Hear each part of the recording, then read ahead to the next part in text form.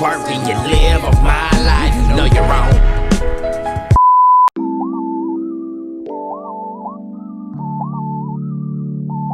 Sup guys, it's P.h.D here, and we're going back to another edition of WWE in a week.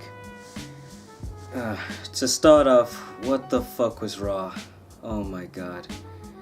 There was a lot of wrestling on Raw that was just filler, but we can kick it off with Sasha Banks cause everything has to be the boss on Monday night.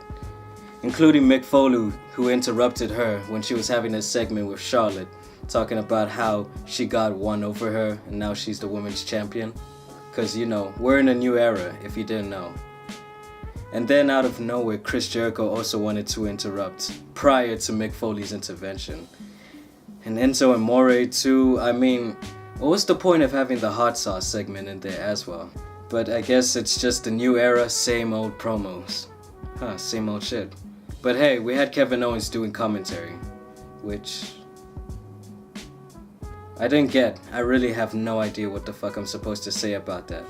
I guess it was actually the best thing about this entire match, to be honest with you. I mean, at the end of it, you just had Charlotte win because of what? Dirty tactics, and Chris Jericho was looking like a pansy throughout the entire thing. Oh god, it was some bullshit. And Sasha didn't even learn her lesson from diving last time. She still dives like a dumbass. Well, Enzo, you should see his shoulder. And then the next thing we do, to be honest with you guys, I just have to say, I don't get this whole Dana and Charlotte thing. Like, it's just not making any sense to me. I mean, even the ref is fucking confused. He gave the title to Charlotte. Watch that out on Botchamania. And our second match was just a Braun Strowman match, followed by Mark Henry getting a segment which to be honest I liked, you know. It gave Mark Henry his time in the sun. He could finally say, I'm gonna do it, which fell flat when Golden Truth had a segment. Fuck my life. So yeah, it was Golden Truth versus the Shining Stars, which the Shining Stars won, whatever. Seth Rollins and Balor had a segment, who gives a shit anyway. It was building the SummerSlam, which I gotta admit, man, I'm pretty fucking hyped for. The match card that is gonna be built for this fucking show is gonna be stacked. Balor versus Rollins, Dean Ambrose versus Dolph. But now we may even have a potential segment that has Lana. Yes, Lana is gonna appear on SummerSlam, ladies and gentlemen. Why? Because she got married to Rusev, and that means she's stuck there forever.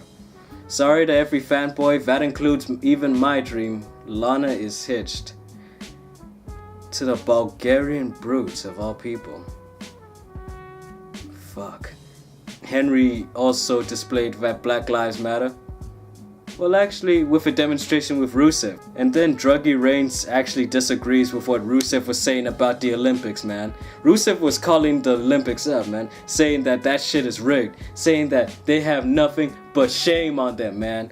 And then Druggy Reigns is like, man. They got good drugs in Rio, man. For real, bro. I should be there, man. I'm gonna be US champ and support the troops, man. It felt a little bit dry. It felt real stale. I don't understand why you had to get Titus O'Neil have one over Darren Young, especially since you're trying to make Darren Young have a gimmick. Titus, what is he? Like, tell me if you even know what his character is at this point.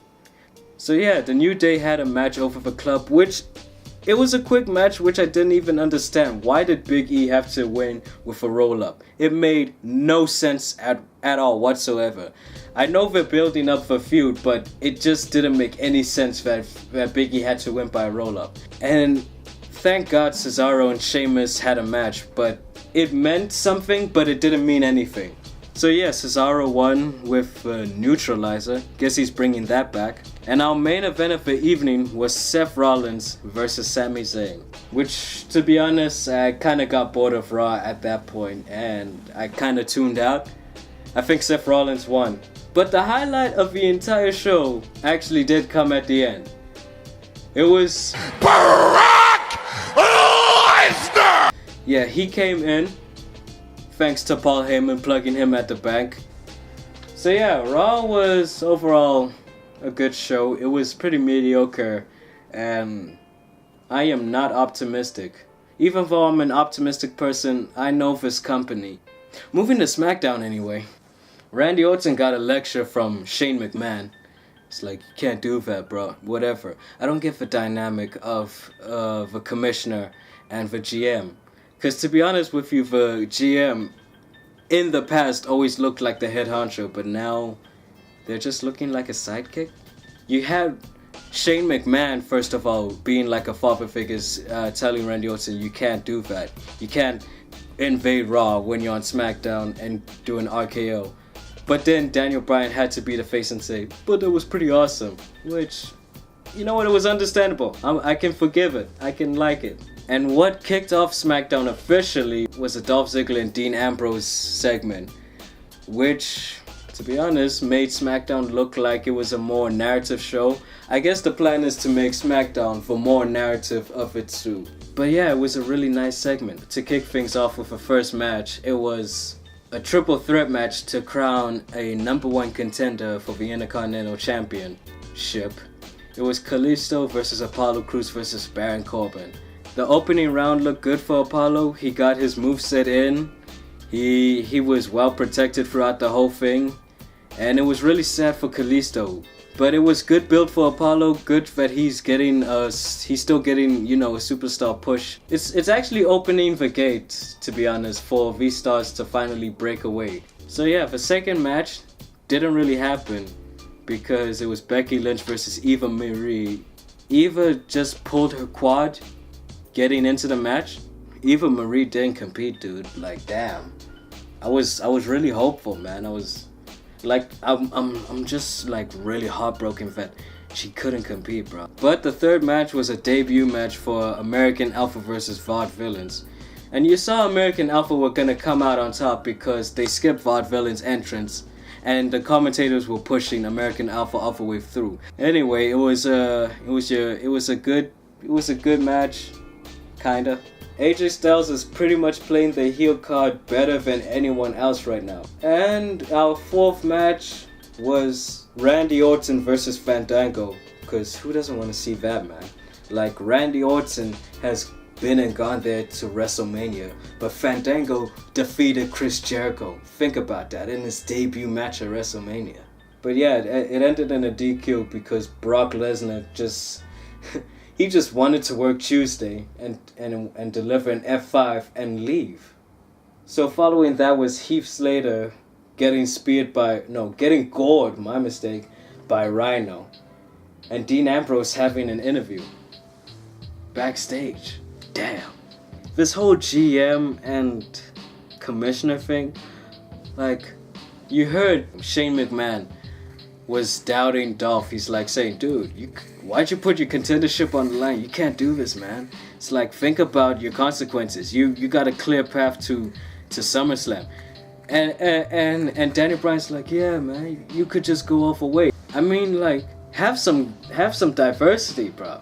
I'm just saying though. But yeah, Dolph came out in the end a winner after he exposed the turnbuckle that Bray Wyatt was tempting. And then Eric Rowan came out of nowhere. So yeah, SmackDown was the better show in my personal opinion because they had the camera angles well set out. The story was scripted better. There was a clear beginning and end to the show that flowed without disrupting too much of any star's progress. And everyone got their shining day, except poor Kalisto. Poor Kalisto, man. Like, he said he was gonna do lucha things, but he just never did. So yeah, that's my opinion on WWE. That's what happened in the week. Leave a comment and hit that subscribe button.